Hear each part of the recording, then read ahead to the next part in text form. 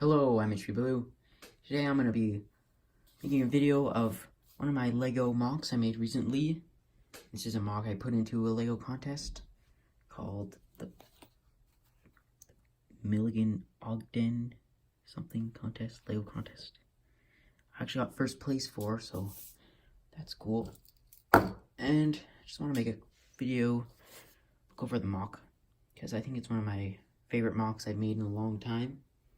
This is called Pridak-1, which I named after Pridak, the Bionicle set, I guess, the Baraki, because this is supposed to represent a submarine, sort of, well, quite futuristic submarine, and has the same color scheme as Pridak, and so it's quite fitting, since the actual Bionicle set Pridak is a Baraki, which is based underwater.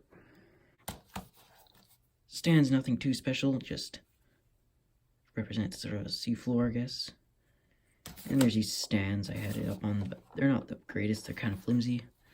And it fell over a couple times. And then there's this I made just to add something else. Just a shark there, and just a rock right there with a spider. Glowing spider.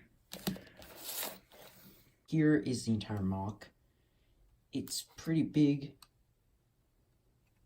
And it's pretty sturdy, surprisingly, except for the head. The head of it is kind of flimsy. It kind of tends to crumble apart. But everything else is really sturdy. I can lift it up pretty much anywhere and it won't break. It's not that complex of a build. It's pretty straightforward what I did.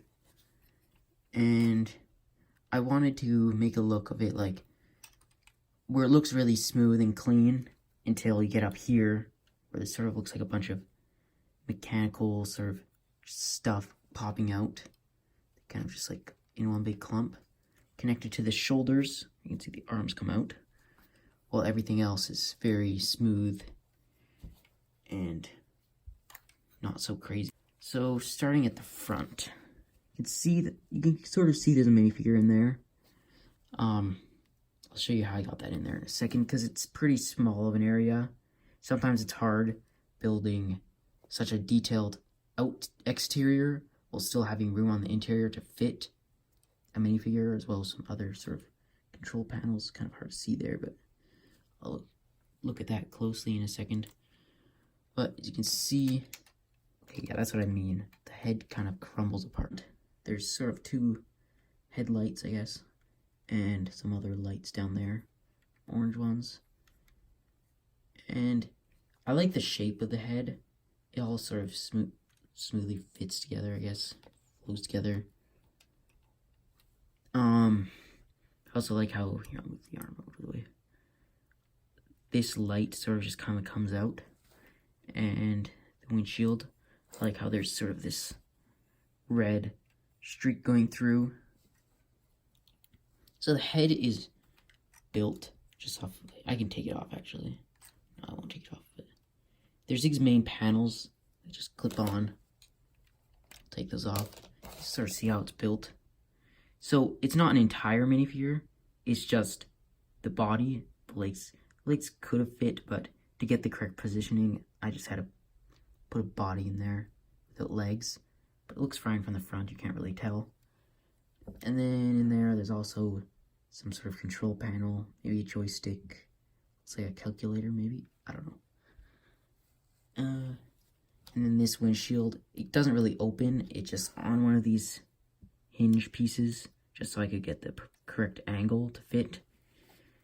These light pieces tend to fall off because they're just connected with one stud.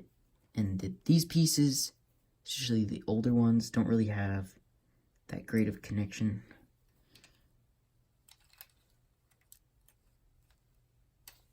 So this is sort of built with this piece at the bottom. This is really the base of the thing, and then I built this sort of spine. These things are also only connected with one stud, which is kind of can be annoying since they want to just pop off a lot, as you saw before. Also added these pieces, these transparent dishes. Those are from the Saturn V set, as sort of suggestion for eyes.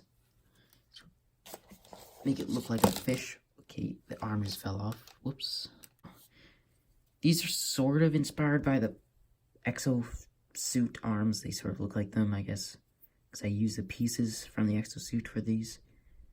This claw is built off of a arrow blade piece from Ninjago. So I could get just 3 of them together in a small space. And this can go up and down like that. Pretty much has just average range of motion. Shoulder, elbow, wrist. Yeah. And these arms connect, just see those studs in there? They just smooth slide in like that. The other arm is pretty much the same, the only difference being the attachment on the front. This is intended to be some sort of metal detector. Up here, you can see it's sort of, not really sure what this is supposed to be, but it's just a gray clump. There's this little light up here, and I use this antenna piece, sort of slightly just held in there. Some binocular pieces, just some unique part usage. There's also some silver pieces in there, as you can see, if you can even see them. I also use some stickers from the new Ninjago sets. They come with like extra customized stickers, I guess. I put one there, since they just fit with the color scheme. Most of the pieces I got from the Saturn V set, like this, and a lot of these smoother parts, because that set just came with a lot of them. And on the other side, it's pretty much mirrored. The only difference being, oh my gosh, this thing's falling apart. Okay, it's all fixed now. The only difference being this sort of gray thing that comes out. You see one of these gold ingot pieces in gray. The only difference is just this side just has this silver stud. These fins right here are just, they're actually connected inside. There's a hollow gap in there. And these things are, this crack right here was just big enough to fit these. So I got those in there. I thought that these would pop off easily, but they don't, since they're only connected with one stud, but they're kind of pinched in there. There's some pieces filling in those gaps that sort of pinch it in there, keep it from falling out. And then there's this sort of gray ring. I didn't want to have it just all pure white going across the whole body. I wanted to separate the middle from the back end. So I added this sort of ring, gray ring around it that connects to this red fin up here. And keep moving back. Back. I didn't want to make it look like it had a big propeller or anything, like a lot of the Lego set submarines. I wanted to make it look like it was jet powered or something. So that's what these are. There's 3 of them, one big one, smaller ones. These are like old wheel cap pieces from some older sets. Actually, this one's from older sets. I'm not sure about these. I know these were from the exosuit set.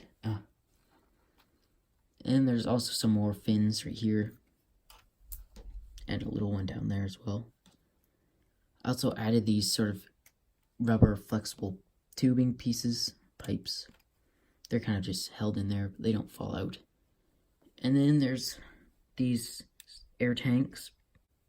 This was probably one of the most annoying things to get on. I wanted to get this in this position, and I had no idea how to do that, because there's really nowhere to attach it here, here, here.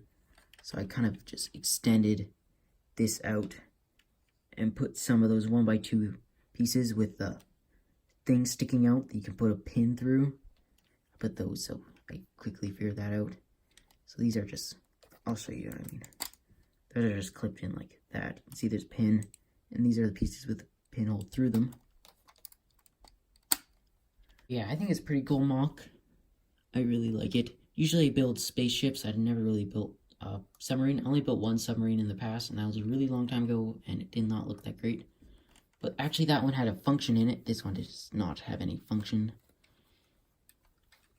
So yeah, thanks for watching, and